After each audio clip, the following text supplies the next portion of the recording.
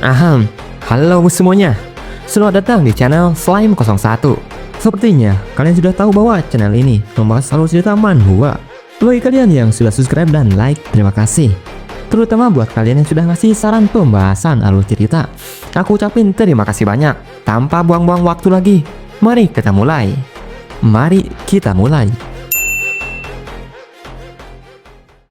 Sementara itu, di taman latihan, Mu melompat dari palang besi. Tubuh Lee yang dulu kurus kini dipenuhi otot-otot jelas terlihat. Tangannya meninju pipa logam dengan kekuatan penuh. Wah, pipa itu melengkung. Mu memeriksa tangannya, tidak memar, tidak berdarah. Senyum puas muncul, tapi cepat pudar. Kang, di mana kau bersembunyi? Teringat kembali dengan sosok Kang. Terlihat matahari terbenam, mewarnai wajahnya dengan cahaya jingga, menonjolkan kedalaman tatapan yang haus akan pertarungan.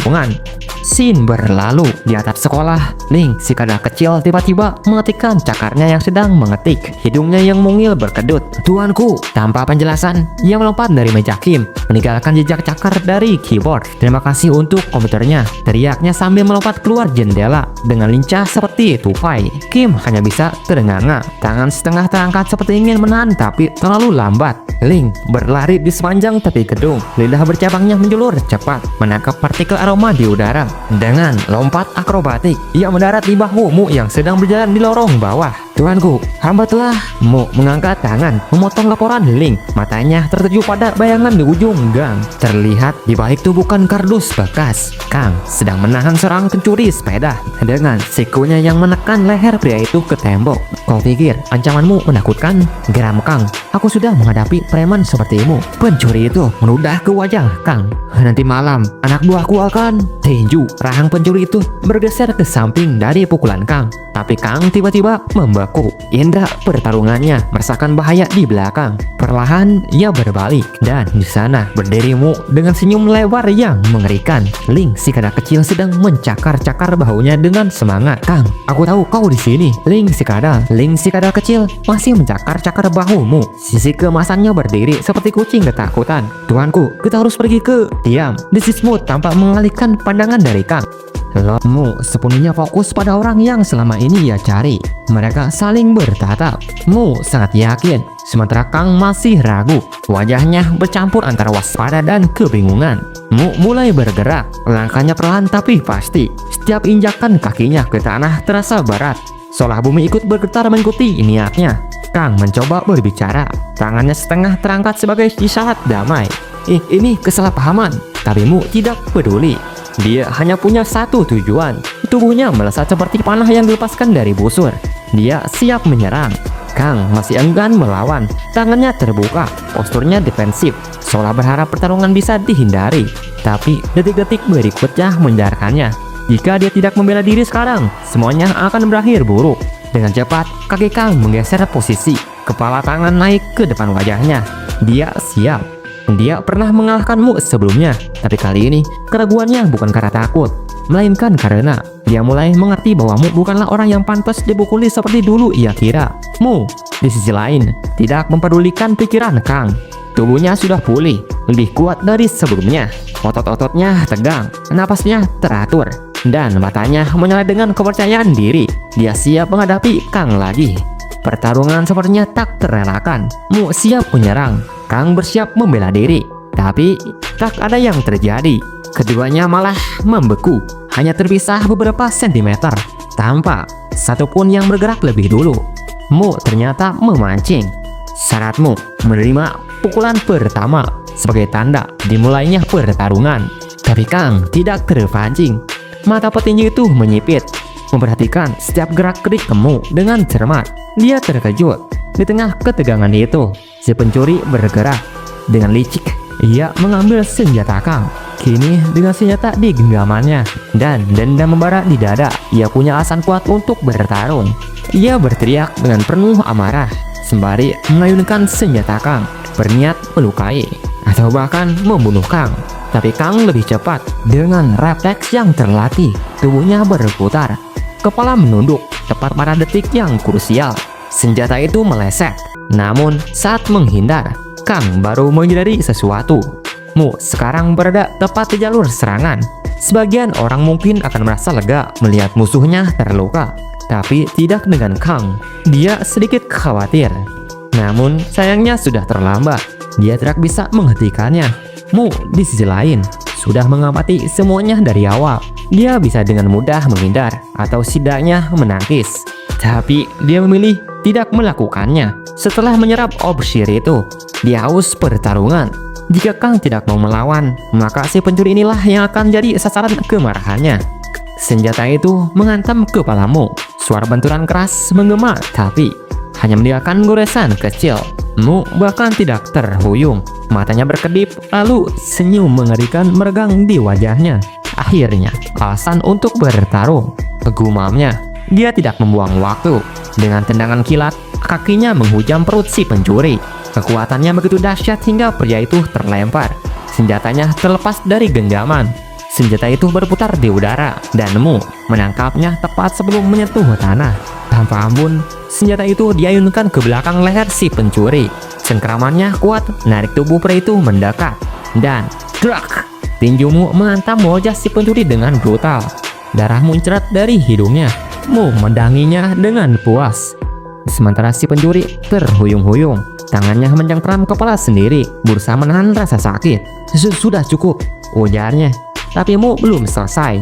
Seperti samsak tinju, si pencuri dipukuli tanpa belas kasihan. Kadang dengan tinju, kadang dengan senjata Kang. Semuanya demi kesenangan Mu semata. Pukulan itu terus berlanjut sampai si pencuri ambruk. Tubuhnya gemetar, air mata bercampur darah mengalir di wajahnya. Mu berdiri di atasnya, napasnya sedikit tersengal, tapi wajahnya puas. Tapi kepuasan itu tidak bertahan lama. Dia bosan. Ini bukan pertarungan, bukan pembantaian satu sisi. Tidak ada tantangan, tidak ada kesenangan. Pikirnya waktu itu, pikirannya melayang keingatan pertarungan-pertarungan sebelumnya melawan para pembuli. Dan satu-satunya yang pantas jadi lawanku sekarang adalah Kang. Namun pas dia menoleh, Kang sudah tidak ada. Dia sudah kabur. Ternyata saat Mu sibuk mengajar si pencuri, Kang memanfaatkan kesempatan itu untuk melarikan diri. Tapi Mu tidak marah. Justru semangatnya membara. Sementara sebelumnya, saat Kang sendiri yang sedang berlari secepat mungkin tidak menyadari bahwa pikirannya terlalu fokus pada pelarian hingga dia tidak melihat si kadal kecil di jalannya. Krek! Dengan tendangan tak sengaja, kadal malang itu terlempar ke udara. Kang bahkan tidak berhenti. Dia terlalu terburu-buru untuk menyadari siapa atau apa yang baru saja dia tendang. Scene bergilir. Kang menendang sepatunya dengan kasar. Sepatu itu meluncur melintas ruang dan menabrak dinding dengan kasar. Matanya kosong, pikirannya masih terpaku pada sosok Mu yang mengerikan. Siapa sebenarnya orang itu? Pikirnya. Di sana, adik perempuannya, Tina, tiba-tiba muncul di belakangnya dengan gaya khasnya. Tangan di pinggang, senyum mengejek di bibir. Jaksa hebat sudah pulang. Godanya sambil menyalip Kang. Jangan halangi jalan, tambahnya. Kang menggeram, tapi tidak membalas. Dia memperhatikan cara Hina berjalan. Masih sedikit pincang dari luka lama. Aku buatkan ramen, katanya pendek berusaha mengalihkan pikiran.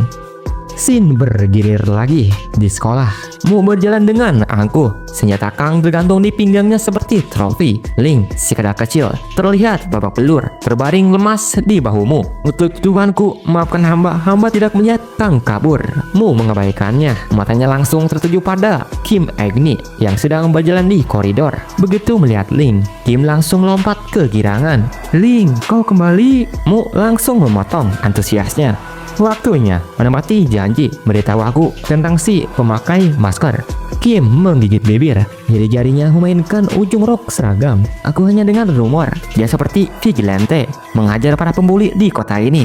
Mu menyeringyet tangan kanannya semengepal tanpa sadar. Itu saja balasnya. Kim mengangguk, wajahnya menunjukkan sedikit rasa bersalah. Mu menghela nafas, informasi minim, tapi dia yakin mereka akan bertemu lagi. Dan kali ini, Kang tidak akan lolos begitu saja. Ketika suara rendah tiba-tiba mengalun di telingamu, tetap di tempatmu, setelah kelas, aku akan mencarimu. Mu membaku, bahkan Ling sekadar kecil yang sedang bersembunyi di balik kerah bajunya merasakan tuannya tegang seketika. Sebelum Mu sempat bereaksi, Kang sudah melangkah melewatinya, mengambil senjatanya yang tergantung di pinggangmu dengan gerakan halus. Senyum tipis melintas di wajah Kang saat ia pergi, seperti pencuri yang baru saja memenangkan harta karun.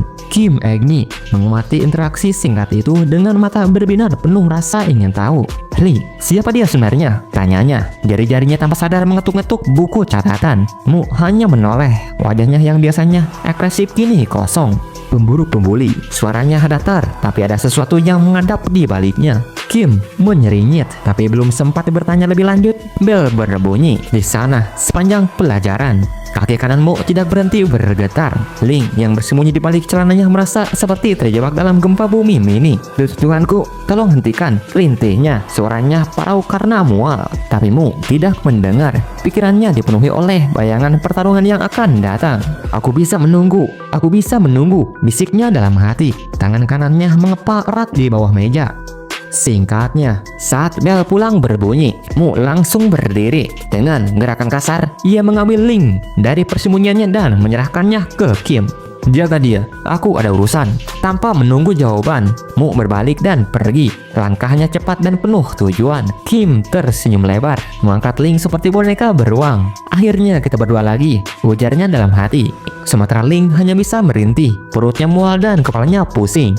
Tolong jangan diguncang. Senyum lebarmu masih terpahat di wajahnya saat ia meninggalkan ruang kelas, menyisakan Lee yang kebingungan. Namun, sebelum langkahnya mencapai ujung koridor, sebuah bayangan melompat dari balik pintu kelas sebelah Kang.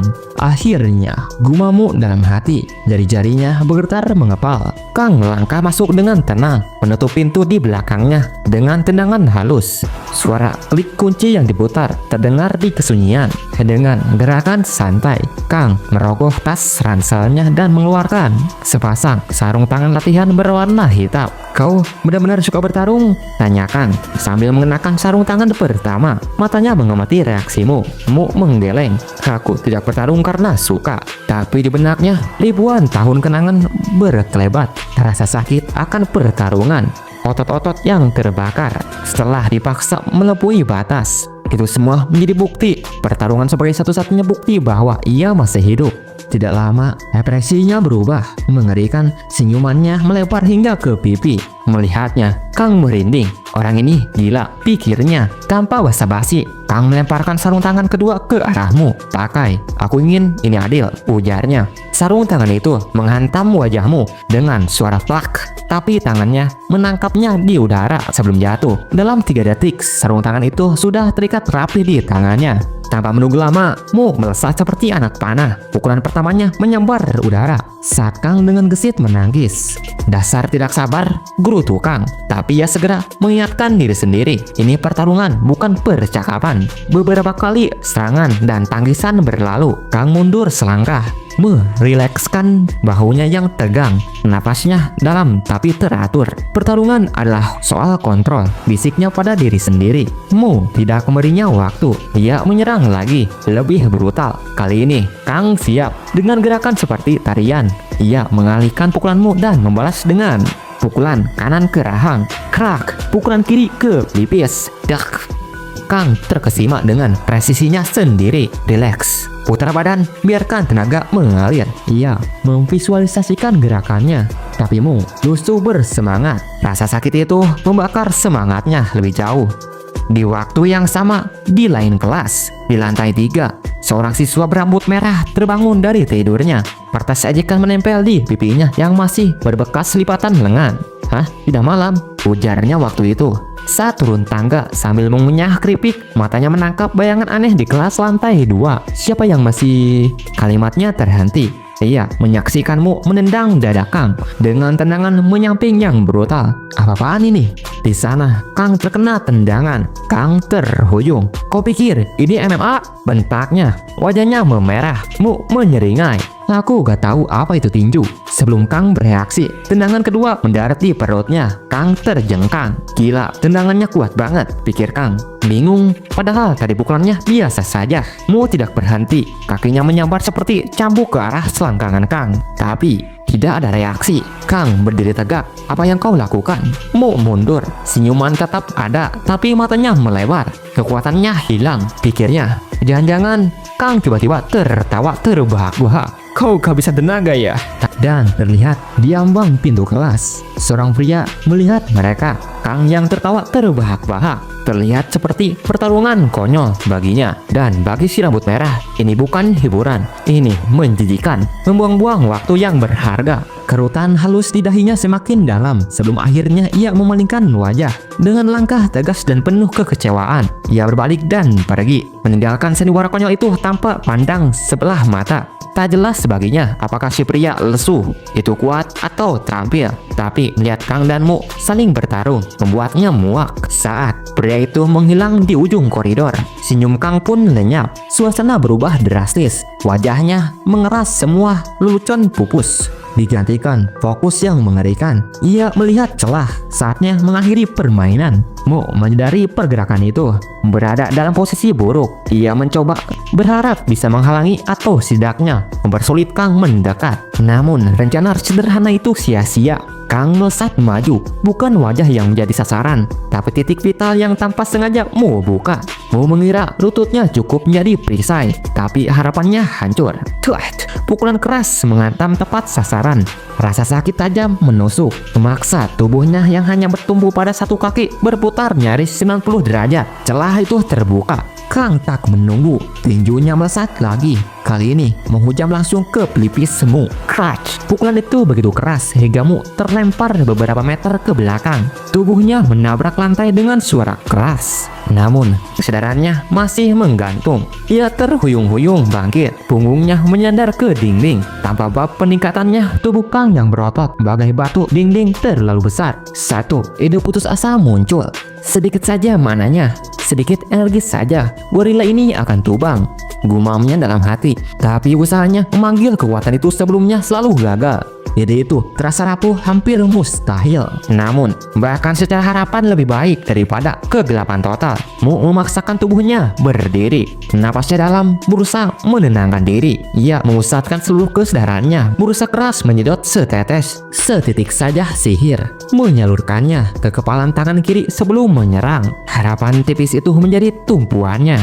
Dengan langkah goyah namun penuh keyakinan, ia melesat ke arah Kang, mengandalkan sihir yang mungkin tak pernah datang. Kang hanya mencemooh. Baginya, itu seperti pukulan anak kecil. Dengan mudah, ia menangkap pergelangan tanganmu yang meninju di udara. Sebelum pukulan itu sempat mendarat, senyum sinis mengembang di wajahnya.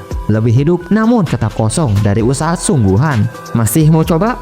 Ejeknya terpotong. Tiba-tiba, sesuatu yang aneh merayap di tubuh Kang, seperti gelombang energi kecil atau sensasi asing yang menyelinap di bawah kulitnya. Kejutan itu membuatnya refleks menoleh ke belakang. Matanya mencari sumber gangguan yang tak terlihat. Mu tak menyanyiakan hadiah itu.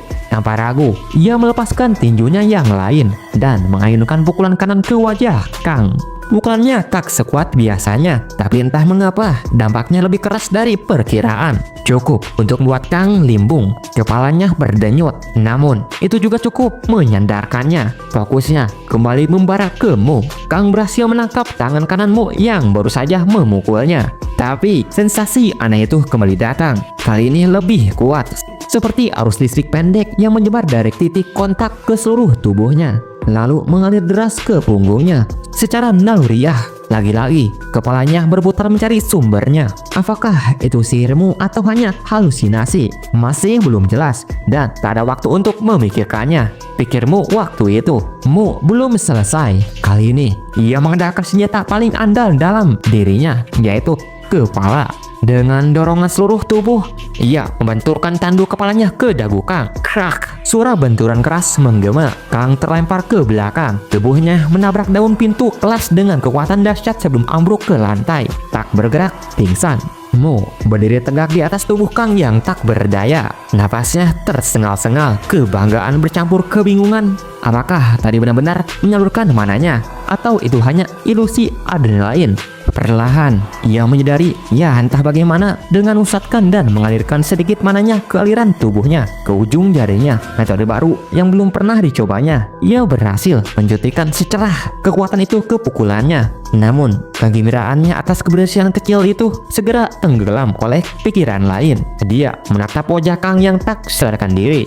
Ekspresimu berubah. matanya menyipit bagai pemburu yang menemukan mangsa langka setelah kelaparan setahun. Dia mendekat, langkahnya penuh niat, bukan rencana gila yang mengelora di pikirannya, tapi keinginan untuk meninggalkan jejak khusus pada Kang sesuai gayanya sendiri. Tangannya meraih sesuatu di saku di detik terakhir ketika Mu siap memberi tanda nasib berpihak pada Kang. Kesedarannya pulih, mata Kang terbuka lebar, langsung menangkap niat jahat di matamu dan posisi tangannya yang mengancam. Telingaku, pikirnya panik. Dia tak akan membiarkan dirinya dikebiri seperti korban-korbanmu sebelumnya. Dengan gerakan cepat, meski kepala masih berdenyut, Kang mendorongmu dengan keras dan bangkit berdiri. Kepalanya terasa berputar, terasa sakit berdenyut di hidung dan pelipis. Tapi tekadnya membara. Ia mengakui kekalahannya. Ia telah meremehkan lawannya. Tapi itu tak berarti ia akan kehilangan telinganya.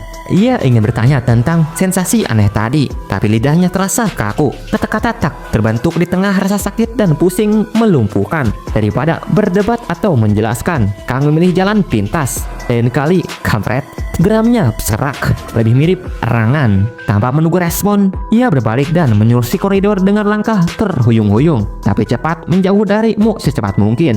Mu hanya bisa menatap punggung Kang yang menjauh. Bahunya turun, tangan yang baru saja mengancam kini terkepal longgar di sisi tubuhnya. Kekecewaan yang dalam terpancar jelas di wajahnya. Dia sangat berharap bisa menambahkan Kang ke daftar koleksinya hari ini. Tapi jelas, kesempatan itu telah berlalu. Ruang kelas yang sunyi hanya menyisakan kekacauan dan kekecewaan yang terasa pahit. Di rumah Kim Agni, naga kecil itu bergetar, membawa tas yang jauh lebih besar dari tubuh mungilnya. Keringat sudah membasahi sisi kepalanya bahkan sebelum ia mencoba mengangkatnya. Tas itu penuh sesak dengan barang-barang yang diminta olehnya atau tuannya. Mu dengan arangan kecil yang penuh tekad menguatkan diri, bukan mengambil jalan biasa yang lebih aman. Ia memilih rute atap, dari satu atap ke atap lainnya, dengan getaran otot yang terlihat jelas di kakinya yang mungil saat berlari di atas atap menuju rumah Li. Matanya yang tajam menangkap sosok Kang di kejauhan. Dia itu tampak pusing, tangannya menekan wajah yang terluka. Pupil naga kecil itu menyipit. Itu dia, pria yang menendangnya tanpa alasan. Darahnya mendidih. Tanpa ragu, ia menjatuhkan tasnya ke tanah dengan tubuh mungil itu berjongkok di atas tas. Otot-otot kaki menegang seperti bagas. Lalu, seperti anak panah yang dilepaskan, ia melesat lurus ke arah wajah Kang. Mulut kecilnya mengkereket rapat dalam tekad balas dendam. Kang meski pusing menangkap gerakan samar di detik terakhir. Naluri bertarungnya muncul. Tangannya melayang keluar dengan gerakan refleks. Plak, menghantam tubuh naga kecil di udara. Untuk sesaat, Kang hanya terdiam. Wajahnya bingung dan linglung. Matanya memandang kosong ke arah makhluk kecil yang terbental di tanah. Ini sewan apa itu? Mengapa menyerang? Pikirnya yang berdenyut sakit tak mampu memproses kejadian aneh ini. Sebuah kedipan keinginan untuk mengajar si penyerang muncul. Tapi keadaannya yang payah segera mengalahkannya. Dia hanya menggeleng pelan, menggerutu dalam hati, lalu melanjutkan langkah gontainya. Tak lama setelah Kang pergi, seorang muncul. Mo berdiri tegak di atas tubuh naga kecil yang tergeletak lemas di tanah. Matanya yang dingin menatap ke bawah, sedikit penasaran. Masih hidupkah makhluk itu? Atau sudah mati? Pikirnya. Pandangannya beralih ke atas yang terongok di dekatnya. Apa isinya? Pikirnya lagi. Keesokan harinya, di pagi hari, Mo berjalan di jalan menuju sekolah dengan langkah berbeda. Seragam sekolah barunya rapi, ransel baru terpasang kokoh di punggungnya. Di atas ransel itu, naga kecil itu bertengger dengan perasaan puas yang jelas terpancar. Posisi ini jauh lebih nyaman dan aman daripada duduk di bahu atau bersembunyi di balik baju. Ujarnya dalam hati waktu itu. Dengan bangga, naga kecil itu menyebutkan bahwa Kim Anggin, asisten kerajaan yang paling bisa diandalkan, ialah yang membelikan semuanya untuk Mo semata demi menyenangkan sang naga. Ia menyatakan suka dengan rumah barunya di atas ransel itu dan berniat tetap di sana, bersembunyi dari perhatian yang tak diinginkan. Di seberang jalan, Kang melihat Mo. Tanpa pikir panjang, ia menyeberang. Kenapa pakai seragam di hari Sabtu? Pertanyaannya penuh rasa ingin tahu. Mo hanya menjawab datar. Hari Sabtu, Kang ekspresi Kang berkerut, campuran kecewa dan kesal. Apakah Mo mengerjainya? Pikirnya, tapi ia memilih tak berdebat. Kemarin, lanjutnya, mencoba mengalihkan pembicaraan. Kau benar-benar suka bertarung. Aku bertarung karena harus. Jawab Mo sama seperti sebelumnya. Kang sulit percaya, mengingat ekspresi gembira Mo saat bertarung kemarin. ia tak menanggapi lebih jauh. Nongkrong sama aku mulai sekarang ya, kalau kau setuju. Kau gak bakal bosan lagi. Gak perlu cari-cari perkelahian, karena perkelahian akan datang sendirinya. Saat kata-kata itu keluar, tubuh Mo langsung bergetar hebat. Senyum lebar penuh semangat liar merekah di wajahnya. Kang tak perlu jawaban verbal. Semuanya jelas dari getaran tubuh dan senyuman itu. Mengubah pendapat tentang seseorang memang sulit, tapi Kang entah bagaimana berhasil. Tiba-tiba Mo merasa mungkin Kang ini orang baik. Suasana terasa hangat di antara mereka. Sampai Mo tiba-tiba berkata dengan mata berbinar, "Bawa aku ke tempat di mana aku bisa bertarung." Sementara itu, di lain sisi, Jumat pagi, di SMA Girogi, suasana tegang di depan toilet. Seorang siswa berjaga ketat, menolak siapapun masuk. Bahkan yang sudah kebelet di dalam, seorang pria besar, Yang Jo. Tubuh dan wajahnya mirip Mo, sedang menginterogasi siswa lain yang gemetar. Sebenarnya, itu pencuri yang pernah dipukuli Mo beberapa hari sebelumnya. Cuma 20.000 won, kata pencuri kecil itu gugup. Yang Jo langsung meledak. Itu bahkan nggak nyampe separuh yang aku minta, teriaknya. Si pencuri mengeluh bahwa Kang telah mengacaukan usahanya. Mendengar nama Kang, darah Yang Jo naik. Tinjunya menghantam dinding. Boom! Dinding retak dan wajahnya memerah frustasi. Ia memerintahkan anak buahnya mengumpulkan semua orang untuk mengejar Kang. Singkat cerita, di malam hari Sabtu malam, Mo dan Kang berjalan bersama. Kang mulai terbuka. "Aku bersyukur," ujarnya. Ia mengaku dulu bertarung sembarangan, melampiaskan emosi pada siapapun yang terlibat seperti preman. Tapi setelah ketemu kau, aku sadar aku bisa benar-benar menikmati bertarung. Bukan sembarangan, tapi ada tujuan dan kendali. Tambahnya lagi, Mo menyela, matanya menyala. "Kalau emang cari alasan buat bertarung, kenapa gak lawan aku saja sekarang? Daripada nyari orang gak jelas, biar sama-sama menikmati." Kang menolak. Mo bukan tipe lawannya, tapi ia berjanji suatu hari mereka akan bertanding adil, tapi bukan sekarang. Baiklah, itu saja untuk saat ini. Mari kita lanjutkan petualangan kita di lain kesempatan. Terima kasih yang sebesar-besarnya kepada semua yang sudah subscribe channel ini. Dukungan kalian sangat berarti bagi kami. Sampai jumpa di episode berikutnya.